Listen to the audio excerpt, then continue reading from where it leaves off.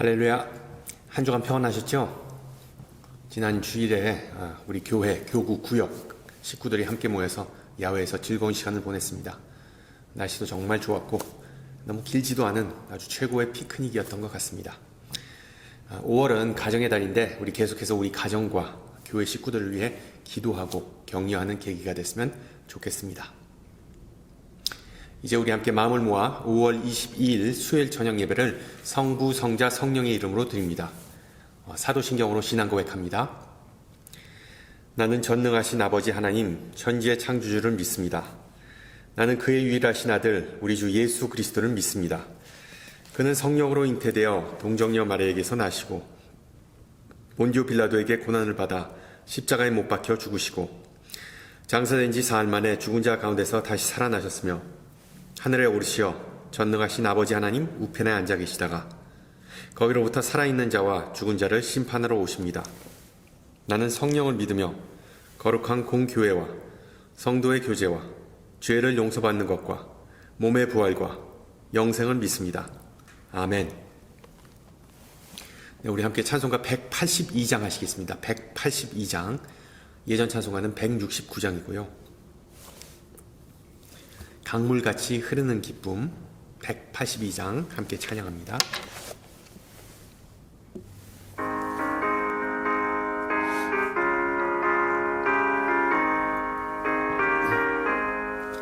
강물같이 흐르는 기쁨 성령 강림함이라 정결한 맘 영원하도록 주의 거처 되겠네.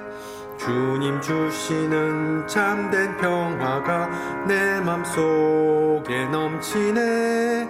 주의 말씀에 거센 풍랑도 잠잠하게 되도다. 나의 생명 솟생케 됨은 성령 임하심이라. 모든 의심 슬픔 사라져 주의 평강 넘치네. 주님 주시는 참된 평화가 내 맘속에 넘치네. 주의 말씀에 거센 풍랑도 잠잠하게 되도다. 하늘에서 단비 내리고 햇빛 찬란함같이 우리 마음에 성령 임하니 주님 보내심이라.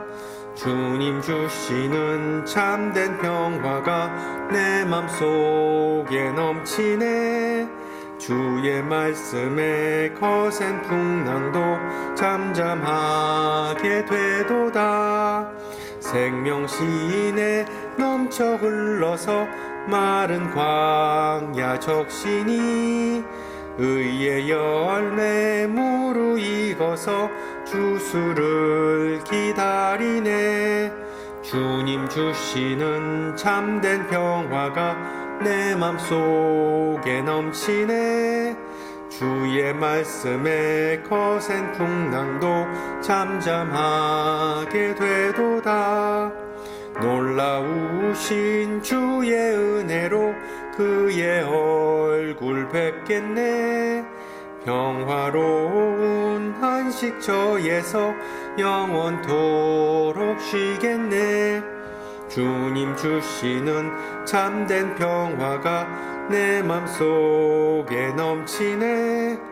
주의 말씀에 거센 풍랑도 잠잠하게 되도다.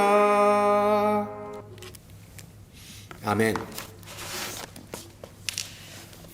하나님께서 오늘 저녁 우리에게 주신 말씀 사도행전 2장 1절에서 8절입니다.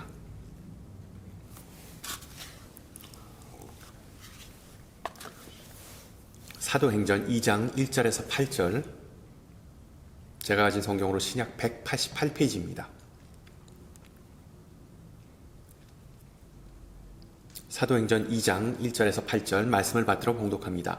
오순절 날이 이미 이름에 그들이 다 같이 한 곳에 모였더니 호련히 하늘로부터 급하고 강한 바람 같은 소리가 있어 그들이 앉은 온 집에 가득하며 마치 불의 혀처럼 갈라지는 것들이 그들에게 보여 각 사람 위에 하나씩 임하여 있더니 그들이 다 성령의 충만함을 받고 성령이 말하게 하심을 따라 다른 언어들로 말하기를 시작하니라.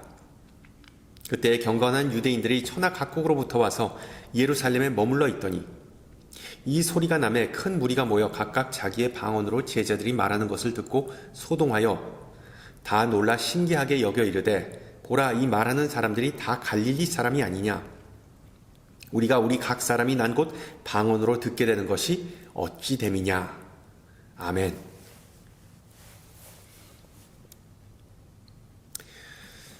주일 예배를 드리고 집에 돌아오는 어느 어린 소녀가 엄마한테 물었습니다. 엄마, 오늘 목사님이 하신 설교가 이해가 잘 안 돼요. 어떤 내용을 이해하기 힘들었니? 하나님은 우리 인간보다 훨씬 더 크다고 하셨잖아요. 그래, 하나님은 위대한 분이시지. 또한 하나님은 우리 안에 계시다고 하셨잖아요. 그것도 맞아. 그렇다면 그렇게 크신 분이 우리 안에 계신다면 왜 눈에 안 보이는지 도통 모르겠어요. 하나님의 임재 또는 하나님의 능력에 관해서 많은 신앙인이 헷갈리는 부분이 있습니다. 지난주에 말씀드렸듯이 우리는 능력, 파워라고 하면 어떻게 화려하고 압도적이고 그리고 참 요란스러운 것, 그런 것으로 생각할 때가 참 많습니다. 그러나 우리 주님께서 최종적으로 보여주신 능력은 그와는 정반대였죠. 이 십자가의 능력은 겸손하고 눈에 띄지도 않고 또한 조용하다는 것을 배웠습니다. 그리고 우리 하나님은 그와 같은 방식으로 역사하시죠. 이에 대해 바울은 고린도전서에서 이렇게 기록합니다. 하나님께서 세상의 미련한 것들을 택하사 지혜 있는 자들을 부끄럽게 하려 하시고 세상의 약한 것들을 택하사 강한 것들을 부끄럽게 하려 하셨다. 물론 우리 주님은 사람들의 이목을 끌지 않으면서 항상 조용하게 역사하시는 분만은 아닙니다. 알다시피 구약시대에 있었던 기적들은 대부분 인상 깊고 화려하지 않았습니까? 물론 신약시대에도 그런 경천동지할 만한 기적이 종종 있었습니다. 오순절 사건은 바로 그런 기적들 중에 하나였죠. 지난 주일이 성령 강림 주일이었는데 보통 페나커스트, 오순절 하면 대표적으로 떠오르는 것이 바람, 그리고 또한 불, 그리고 방언입니다. 특히 이 불과 바람은 특별한 연관성을, 관계를 가지고 있죠. 안타깝게도 우리가 사는 이 캘리포니아는 바로 wildfire, 즉 산불이 미국에서 가장 많이 발생하는 주입니다. 얼마 전에 제 자동차 보험료가 꽤 많이 올라서 이게 어떻게 된 일인지 보험회사에 전화를 해봤습니다. 직원 왈, 몇 년 전부터 자연재해가 너무 자주 발생해서 다른 보험회사들처럼 캘리포니아 주에서 철수하려고 했으나 그러나 보험료를 올리는 대신 철수하지 않기로 주 정부와 합의를 봤다라고 하더군요. 비록 저는 다행히 산불 때문에 어떤 물리적인 피해를 본 적은 없지만 불과 바람이 서로 만나면 정말 몇몇 동네를 눈 깜짝할 사이에 없애버리는 것뿐만 아니라 이 주에 사는 모두에게 몇 년 동안 아마 영향을 미친다는 사실, 보험료 인상, 그 사실을 제가 깨달았습니다. 조금 다른 맥락에서 오순절 사건도 불과 바람이 서로 만나서 엄청난 산불을 일으킨다는 것이 그 주된 내용이죠. 그러나 그 불은 생명을 파괴하는 불이 아니라 생명을 창조하는 불이었고 어떤 하나의 스테이트, 주에만 영향을 미친 게 아니라 지구촌 전체에 영향을 미친 어떻게 보면 보편적이고 역사적인 사건이었습니다. 따라서 오늘 저녁에는 이 오순절 사건을 다시 좀 살펴보고자 합니다. 그 진원지와 그리고 그 범위 그리고 그 결과를 하나하나 짚어보면서 하나님께서 왜 당시에 오순절 당시에 성령의 산불을 일으키셨는지를 좀 알아보고자 합니다. 우선 누가는 12제자가 유대교 절기를 지키기 위해 예루살렘에 모였다고 기록하죠. 그 절기는 바로 77절 또는 오순절이었는데, 오래전에 이스라엘이 광야 생활할 동안에 하나님께서 율법을 그 이스라엘 백성에게 주신 사건을 기념하기 위해 6월절이 지나고 50일이 되는 날에 지켰던 유대교 3대 절기 중에 하나가 바로 이 오순절 또는 77절이었습니다. 그 당시에 아마도 제자들은 다소 의기소침한 채 어깨가 축 처져서 예루살렘의 어느 집에 모여있지 않았나라고 추정합니다. 누구의 집에 모였는지 정확히 성경에 나오지는 않습니다. 정황상으로 볼 때 마가의 다락방이라고 어떤 이들은 주장하지만 이 또한 추측일 뿐 성경에 정확히 명시된 바는 없습니다. 어쨌든 몇 주 전만 해도 부활하신 예수님의 소식을 듣고 또한 예수님을 직접 만난 후에 힘이 펄펄 넘쳤지만 그 며칠 전에 예수님은 그들의 눈앞에서 하늘로 들어 올려져 사라지셨습니다. 제자들의 머릿속에는 이제 우리는 뭘 해야 하나라는 생각만이 가득했겠죠. 그러나 제자들이 할 일은 실제로 아무것도 없었습니다. 왜? 하나님은 이미 제자들에게 능력을 주시리라 마음먹으셨기 때문이죠. 창세기 1장에서 하나님의 바람, 하나님의 숨결 또는 하나님의 영이 다 같은 것이죠. 그 수면 위에, 물 위에 운행했던 것처럼 사도행전에서는 성령이 바람처럼 갑자기 그리고 강력하게 몰려와 제자들 위에 임했다고 기록합니다. 또한 하나님께서 그 호렙산 위에서 불타지만 소멸하지 않았던 떨기나무를 통해 모세에게 자신을 드러내셨던 것처럼 하나님의 영은 마치 불의 혀처럼 갈라져서 제자들 위에 임했다고 성령은 기록합니다. 이처럼 불과 바람을 통해 드러난 하나님의 능력은 먼저 제자들의 언어 구사 능력에 영향을 미쳤다는 점을 주목하시기 바랍니다. 이 부분에서도 모세의 소명 이야기와 평행을 이루는 것을 우리는 볼 수 있죠. 여러분 기억하세요? 하나님께서 모세를 불렀을 때 모세는 자신이 입이 뻣뻣하고 혀가 둔한 자, 즉 언변이 없다는 핑계를 댑니다. 그러나 오순절에서는 그 정반대의 상황이 발생합니다. 알다시피 제자들은 대부분 당시 유대 지역에서 가장 낙후되고 시골이었던 갈릴리 출신이었습니다.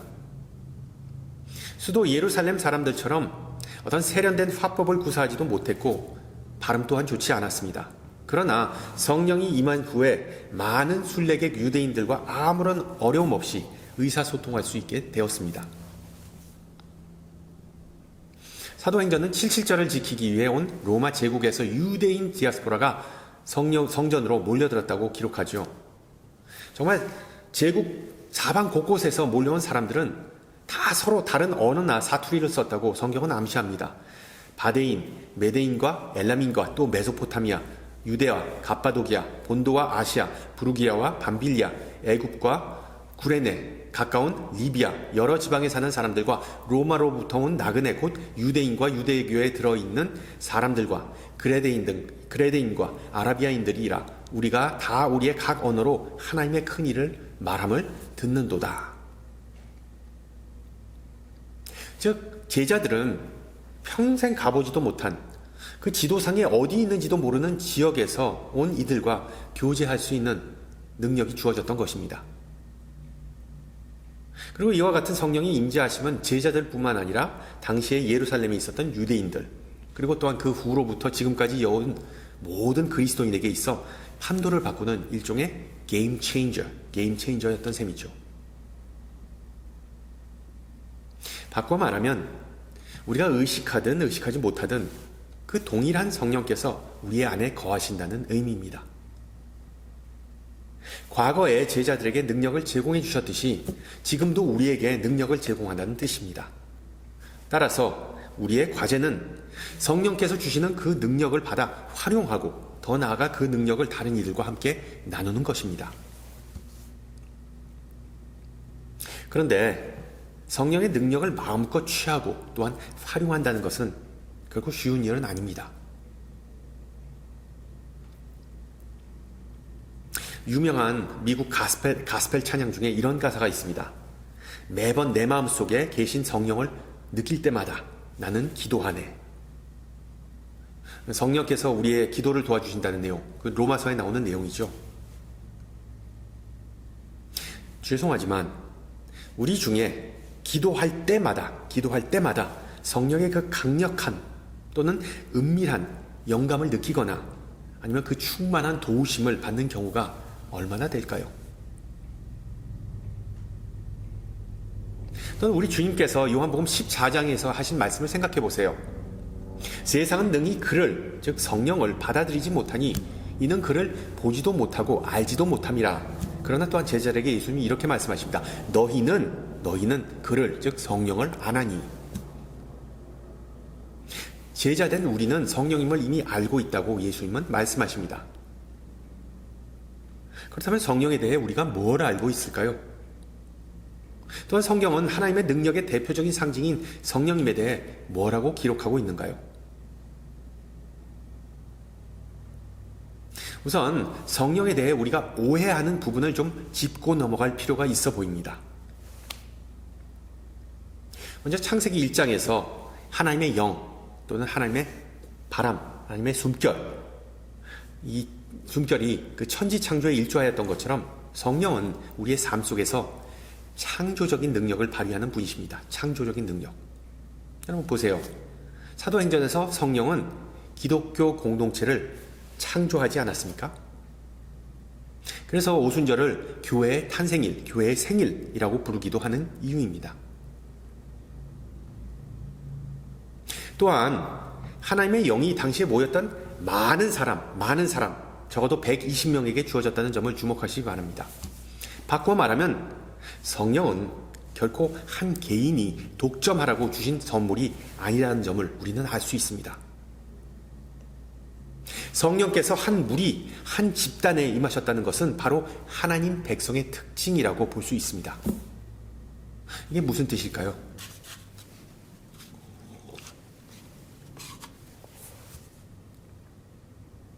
우리가 사는 이 미국 사회는 개인주의적 성향이 강하죠. 그런 성향은 교회 내에서도 나타납니다. 예를 들어 남 신경 쓰지 말고 내 신앙생활 잘하자, 또는 예수님과 어떤 개인적인 private 관계를 맺는 것이 중요하다, personal, private relationship 등등. 이런 생각이 잘못됐다는 것은 아닙니다. 그런데 사도행전 2장을 자세히 읽어보면 성령의 주된 역할은 한 개인에게 능력 주는 것만이 아니라는 점을 알 수 있습니다. 한 개인에게 능력 주시는 것을 더 뛰어넘는다는 것이죠. 오순절날 성령께서 이루신 최대의 업적은 바로 교회를 세우시는 것, 즉 새로운 신앙 공동체를 창조하는 것이었습니다. 따라서 교회에 지체된 우리 신앙인들에게 주어진 과제는 one and many, 즉 포도나무와 가지의 관계처럼 하나이자 전체가 되는 것입니다. 하나이자 전체. 그래서 우리는 성부, 성자, 성령이신 성삼위일체 하나님 한 분만을 예배하죠. 동시에 우리 교회 내에는 다양한 배경의 사람들이 모여서 하나님을 섬기는 것입니다. 중요한 점은 우리가 성령님과 소통하고 능력을 받기 위해서는 통일성과 또한 다양성을 인정하는 것에서 시작합니다. 통일성과 다양성. 우리는 하나님 한 분을 섬기지만 각각 성향, 배경, 사고가 다 다르다는 점을 항상 염두에 둬야 합니다. 그래서 교회를 종종 군대와 비유하는 것이죠. 이 개념이 희미해지면 성령의 역사하심이 약해질 수밖에 없고 교회 내에는 불신과 불화가 생기게 됩니다. 통일성과 다양성. 마찬가지로 우리 하나님도 하나이자 전체이신 분 아닙니까? 성삼위일체 하나님의 의미는 세 개의 인격을 가진 하나의 실체입니다. 세 개의 인격을 가진 하나의 실체. 즉 하나님께서 우리 인간에게 알려진 모습은 아버지, 아들, 그리고 영으로 구성된 하나의 공동체, 하나의 모임입니다. 오순절에 성령께서 다양한 사람들에게 주어졌지만 결과적으로 하나의 강력한 결과물인 교회, 다양한 사람들을 통해서 하나의 교회가 나왔다는 사실을 우리는 항상 기억해야 합니다. 여러분, 교회는 하나님의 이와 같은 속성을 이어받은 공동체이기 때문에 교회에 지체된 우리는 항상 온유하면서 또한 당당해야 한다는 점을 성경은 가르쳐 줍니다. 그렇습니다. 우리 모두에게는 하나님의 능력이 주어졌는데 그 능력은 항상 생명을 창조하고 교회를 세우는 데 사용되어야 합니다. 둘째, 오순절 사건을 통하여 성령님은 하나님의 충만한 임재를 상징하는 분임을 우리에게 알려주셨습니다. 교회, 집단, 또한 개인, 각 성도가 성령을 받았기 때문에 우리는 항상 코람 데오, 즉 하나님의 임재 안에서 살아가는 존재입니다. 모세가 불타는 떨기나무 앞에서 하나님을 대면했던 것처럼 우리 모두 다 하나님을 대면하면서 살아간다는 사실을 우리는 망각할 때가 참 많습니다. 그러나 불의 혀처럼 갈라지는 것들이 그들에게 보여 각 사람 위에 하나씩 임하였다라고 누가는 기록합니다. 그 불이 당시 사람들에게 훤히 눈에 보였기 때문에 하나님의 능력이 제자들에게 임했다는 사실을 그 누구도 부인할 수 없었던 것이죠. 불과 하나님의 임재는 성경에서 밀접한 관계를 갖습니다. 알다시피 출애굽기에서 하나님은 이스라엘 백성을 불기둥을 통해 광야에서 인도하고 보호하셨죠. 또한 율법을 주시기 전에 하나님은 시내산 위에서 맹렬한 불, 즉 삼켜버릴 것 같은 불의 모습으로 이스라엘 백성의 눈에 비치셨다고 성경은 기록합니다. 엘리야와 엘리사, 이 선지자들이 나란히 걷고 있을 때 갑자기 불수레와 불말들이 두 사람을 갈라놓고 엘리야는 회오리 바람을 타고 하늘로 올라갔다고 열왕기하서는 기록합니다. 비슷한 맥락에서 이사야 선지자는 주님께서 불에 쌓여 오신다 라고 기록합니다. 또한 계시록에서 요한은 예수님의 눈동자가 불꽃과 같다, 정말 불꽃과 같은 눈동자라고 묘사하죠. 불기둥, 맹렬한 불, 불마차, 불꽃 같은 눈동자, 보다시피 불은 주로 하나님의 현현과 그리고 또한 능력의 상징입니다. 때로는 오순절 사건처럼 하나님의 임재하심이 눈에 훤히 보일 때가 있습니다. 불과 같은 혀. 그러나 때로는 하나님의 임재하심이 은밀하거나 평범하게 드러날 때가 있습니다. 아니, 그런 때가 더 많죠.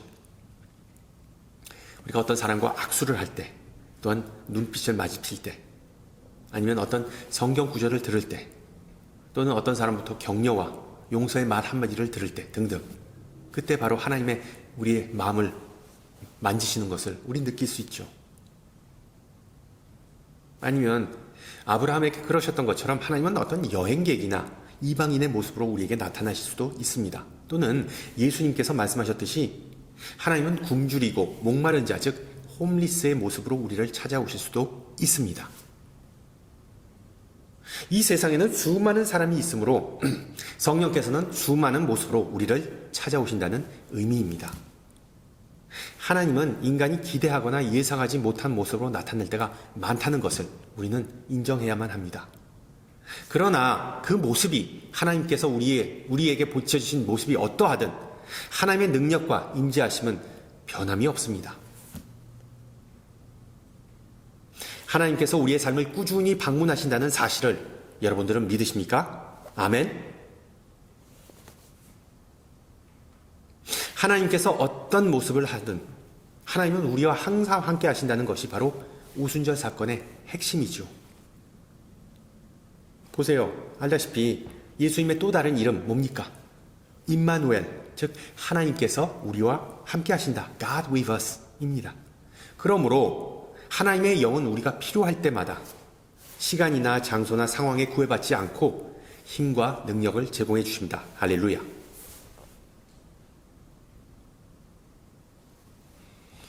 마지막으로 하나님께서 성령을 우리에게 주신 목적은 우리가 다른 이에게 손을 내밀기 위해서입니다. 다른 이에게 손을 내밀기 위해서.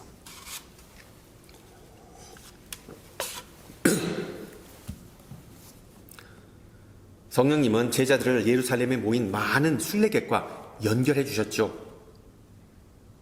베드로는 성령이 자신의 사유물이 아니라는 점을 깨닫고 복음, 즉 하나님의 큰 일을 선포하기 시작했습니다. 여러분 17절을 보세요. 내가 내 영을 모든 육체에 부어주리니 요엘 선지자가 한 말입니다. 여기서 중요한 단어는 바로 모두입니다. 모두, 영어로 all. 성령은 오직 베드로나 제자들만이 아니라 남녀노소 할 것 없이 모든 이에게, to everybody, 심지어 남종과 여종에게, male servant, female servant, 그 모든 이에게 능력을 주시기 위해 오셨다는 사실을 사람들에게 상기시켜 주었습니다. 모든 인종적, 문화적, 그리고 종교적 장애물이 다 파괴되었으므로 베드로는 이제부터 누구든지 주의 이름을 부르는 자는 구원을 받으리라 라는 당시에는 파격적인 선언을 합니다. 베드로처럼 우리가 먼저 장애물을 뛰어넘어서 다른 이에게 다가가서 그들과 함께 하나님의 능력을 나누는 것, 이것이 바로 성령께서 우리에게 원하시는 바입니다. 위로자, 격려자, 조언자, 도우미, 이것이 바로 성령의 다양한 명칭이자 또한 사역입니다. 예수님께서 우리에게 맡기신 사역 또한 바로 이런 것들입니다. 우리가 신앙생활을 하면서 예배나 성경 공부와 같은 것들은 교회 내에 있는, 교회 벽 내에 있는 성도들에게만 해당한다고 생각하죠. 그러나 사도행전은 우리의 섬김이 오직 교회 내에만 국한되지 말고 교회의 담장을 넘어서 우리의 섬김과 더불어 우리의 성품과 마음을 다른 이에게 전달하라고 가르치고 있습니다. 불은 가만히 그 자리에 있으면 결국 꺼지게 됩니다. 죽어버립니다. 사방으로 퍼져야 계속해서 타오른다는 사실을 여러분 기억하세요. 다른 이들을 하나님과 연결해 주고 관계를 맺게 하는 것이, 그것이 바로 성령님의 주된 사역입니다. 지금까지 내용을 요약하면 성령님은 이 세상 속에서 신앙 공동체를 세우시면서 하나님의 창조의 목적을 완성하시는 분이십니다. 동시에 성령의 불같은 역사하심은 우리 안에서 우리를 위해 끊임없이 일하고 또한 계십니다. 마지막으로 하나님의 영은 우리가 하나님의 능력을 다른 이에게 전달하고 함께 나눌 수 있도록 도와주십니다.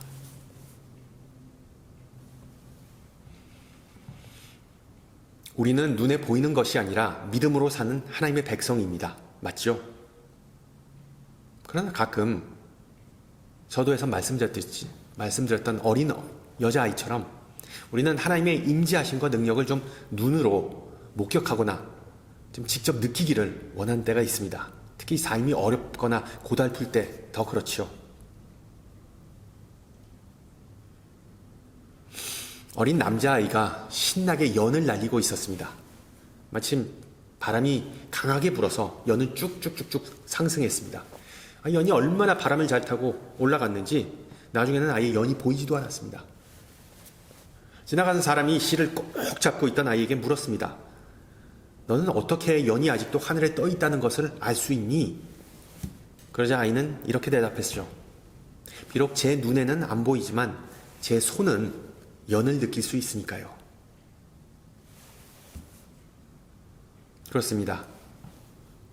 성령님은 보이지는 않지만 날마다 예수님의 형상으로 변화시키는 성령님의 역사를 우리는 느끼면서 살아가야 하지 않겠습니까? 그런데 여기에는 하나의 조건이 붙습니다. 우리 손에 지금 실을 쥐고 있느냐? 우리 손에 지금 실을 쥐고 있느냐? 여러분, 하늘 높이 있는 연을 연결해주는 영적 실은 과연 무엇일까요? 어거스틴과 마틴 루터와 같은 신앙의 거장들에게 그 실은 바로 걷기였습니다. 걷기. 답답하거나 일이 꼬일 때 그들은 산책하면서 하나님과 소통하였습니다. 또 어떤 이에게 그 실은 큐티와 같은 어떤 은밀한 장소나 특정한 시간일 수도 있습니다. 마태복음 6장 6절 아시죠? 너는 기도할 때 내 골방에 들어가 문을 닫고 은밀한 중에, in secret, 은밀한 중에 계신 내 아버지께 기도하라. 아니면 17세기 로렌스라는 수도사에게 하나님과 자신을 연결해주는 그 실은 바로 자신에게 주어진 work, 업무였습니다. 특히 그는 수도원 주방에서 그 수도사 형제들을 위해 음식을 준비하면서 하나님의 임재를 매번 체험했다고 합니다. 물론 하나님을 만나는 것이 어떤 틀에 정해진 것은 아니지만 직장이나 집에서 일을 하면서 하나님의 임재를 체험한다는 것은 전혀 쉽지 않은 일이겠죠. 우리가 지금 어떤 종류의 시를 붙잡고 있더라도 오순절 이야기는 우리에게 하나의 단순한 사실을 가르쳐 줍니다. 우리 주님은 아무 때나 상관없이 우리의 삶 속에 불쑥 찾아오셔서 우리가 제자의 길을 갈 수 있게 해주시는 분입니다. 할렐루야. 부디 성령님의 능력과 역사하심을 분별할 수 있게 하나님께서 우리의 마음문을 열어주시기를 갈망하고 기다리는 성도가 되시기를 축원합니다. 함께 기도합니다. 귀하신 주님, 2000여 년 전에 성령님을 통하여 교회를 세우시고 하나님의 가족을 이 땅 위에 번성케 하신 은혜를 감사드립니다. 때로는 바람과 같이 조용하게 그리고 불과 같이 맹렬하게 역사하시는 성령님의 사역을 오늘 주신 말씀을 통해 배웠습니다. 그 성령님을 우리에게 선물로 주셔서 우리를 그리스도와 한 몸 되게 하심을 감사드립니다. 그 성령님께서 우리 안에 내주하면서 힘들고 어려울 때마다 격려와 능력 주심을 감사드립니다. 또한 그 성령을 통해 힘주셔서 우리의 손과 발을 통해 많은 공동체를 세우고 복음을 선포하게 하심을 감사드립니다. 부디 이 시간에 머리 숙인 모든 성도가 성령의 역사의 증인이 되게 하옵시고 우리가 연약해서 실족할 때도 은혜를 베풀어 주시고 평강을 누릴 때도 교만하지 않고 오직 주님께 영광 돌리게 하옵소서. 우리의 언행이 주님의 기쁨이 되어서 성령님의 인도하심과 역사하심 가운데 거하면서 주님의 뜻과 계획대로 움직이는 은혜를 내려주시옵소서. 이 시간 지구촌 곳곳에서 여러 가지 이유로 고통받고 소외된 이들을 긍휼히 여기시고 특히 하나님의 나라를 확장하고 교회를 세우는 모든 주님의 자녀들과 일꾼들의 은혜와 사랑과 축복을 베푸시어 성령의 신바람 나는 역사, 부흥의 역사가 새롭게 임하게 하옵소서. 함께 주님 가르쳐준 기도합니다. 하늘에 계신 우리 아버지의 이름을 거룩하게 하시며 아버지의 나라가 오게 하시며 아버지의 뜻이 하늘에서와 같이 땅에서도 이루어지게 하소서.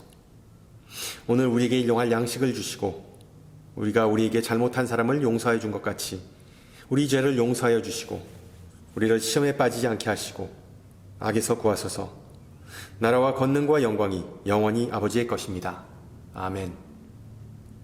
네, 한 주간 평안하시고요. 저는 다음 주 이 시간에 뵙겠습니다. 샬롬.